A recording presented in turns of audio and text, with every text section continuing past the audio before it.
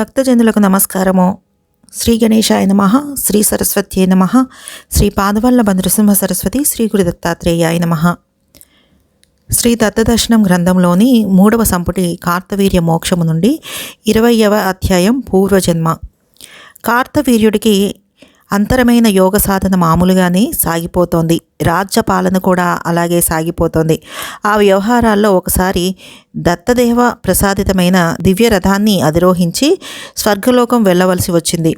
వెడుతూ దారిలో నందనవనంలోంచి రథం పోనిచ్చాడు కార్తవీర్యుడు. విహారార్థంగా ఆ సమయాన సుధర్మ దేవసభలో ఉంటాడనుకున్న దేవేంద్రుడు సచీదేవితో ఉయ్యాలలోగుతూ కనిపించాడు అక్కడ. దేవేంద్రుణ్ణి కొత్తగా పెళ్ళైన వాడిలాగా పెళ్ళాం మోజులో ఒళ్ళెరగకుండా ఉన్న దశలో చూడగానే కార్తవీర్య చక్రవర్తికి చాలా అసహ్యం వేసింది. ఎంతో తపస్సు చేసి ఈ స్థితికొచ్చాడు. ఎందరెందరో మహాత్ముల సాన్నిధ్యంలో నిత్యం ఉంటాడు. అయినా ఇతడికి ఈ ఇంద్రియ వ్యామోహం నశించలేదు. ఎంత వయసు వచ్చి ఏం లాభం అనిపించింది. ఒకడికి జంకవలసిన పని అతనికి లేదు కదా అనిపించిన మాటలు బయటికే అనేశాడు కార్తవీర్యుడు. ఎదుట ఉన్నది త్రిలోకాధిపతి, పైగా భార్య పక్కనున్నది. తాను మానవ మాత్రుడు. తనకెంత శక్తి ఉన్నా అతనికన్నా పదవిలోనూ వయస్సులోనూ చాలా చిన్నవాడు తను. కానీ ఆ విషయం స్ఫురించలేదు కార్తవీర్యుడికి.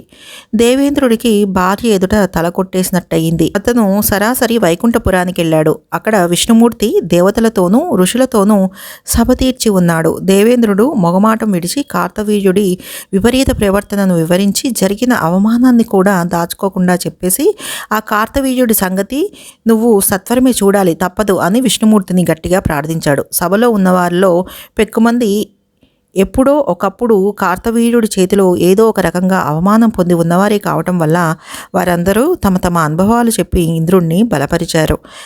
దివ్యర్షులు కూడా ప్రశాంత స్వరంతో ఇలా విజ్ఞాపన చేశారు. దేవా, అతడు బ్రహ్మోత్తరంగా రాజ్యపాలన చేస్తున్నాడు. నీ అనుగ్రహం వల్ల అతనికి యోగసిద్ధి కూడా లభించింది. కానీ అతనిలో ప్రవేశిస్తున్న దురహంకారాన్ని అతను సంహరించుకోలేకపోతున్నాడు. అందువల్లే అతన్ని ఆశ్రయించి అతని అండ చూసుకొని కన్ను మిన్ను కానకుండా విరవీగుతున్న వేలాది క్షత్రియ యువకులను అతను అదుపు చెయ్యకపోగా వారికే సామంత రాజ్యాలన్నీ కట్టబెట్టాడు.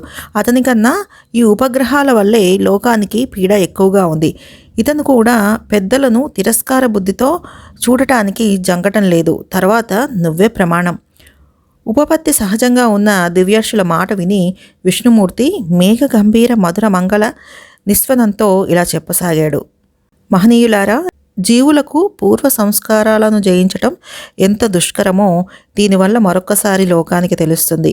ఇతని కథ విని అహంకార విషయంలో ఎంత జాగరూకత వహించవలసి ఉంటుందో సాధకులంతా గ్రహించాలి. ఇతను పూర్వజన్మలో మాకు అత్యంత సన్నిహితుడైన పారిచారికుడు సుదర్శనుడు, అనగా సుదర్శన చక్రం. ఆ సుదర్శనుడికి ఒకసారి తన పరాక్రమం వల్లే మేము రాక్షస సంహారం చేసి ఆ కీర్తంతా తనకు దక్కకుండా మూట కట్టుకొని పోతున్నామని లోపల కుళ్ళు పుట్టింది. వీడిని మొదట్లోనే హెచ్చరిస్తే బాగుపడే అవకాశం ఉంది అనే భావనతో మేము అతన్ని దగ్గరికి పిలిచి, సుదర్శన, నువ్వే కనుక దగ్గర లేకపోతే నా గతి ఏమై ఉండేదా అని ఆలోచిస్తున్నాను, అంతా నీచలవే అని ఈ రకంగా నర్మగర్భంగా మాట్లాడాం. అది విని అతడు విషయాన్ని గ్రహించడానికి బదులు అవునన్నట్లు ముసిముసి నవ్వులు నవ్వి రొమ్ము విడుచుకొని కూర్చున్నాడు. అతని బుద్ధిశాలే కానీ గర్వం బుద్ధిని కమ్మేసింది. అప్పుడిక వీడికి కటిక బాధే తప్ప మరొకటి ఉపయోగించదని గ్రహించి క్రోధాన్ని ఆహ్వానించుకొని బలగర్వితుడవైనావు కనుక చొట్ట చేతులతో పుట్టరా అని శపించడం జరిగింది. అప్పటికి కళ్ళు కిందికి దిగి తప్పు తెలిసి కాళ్ళ మీద వాలి ప్రాధేయపడ్డాడు. అప్పుడు భయపడకు, వచ్చే జన్మలో కూడా నా భక్తుడి అవుతావులే. అప్పుడైనా జాగ్రత్తగా సాధన చేసుకుని ఈ గర్వాన్ని జయించుకో. పై జన్మకి మళ్ళీ మా దగ్గరికి వచ్చేద్దువు గాని అని ఓదార్చి పంపించాము. ఆ సుదర్శనుడే ఈ విధి తన వెనక ఎప్పుడే పన్నాగాలు పన్నుతుందో తెలుసుకోగలవాడెవడు? ఎంత శక్తివంతుడైతే మాత్రం. 20వ అధ్యాయం సంపూర్ణం. సర్వం శ్రీగురు పాదారవింద అర్పణమస్తు. శుభం భవతు.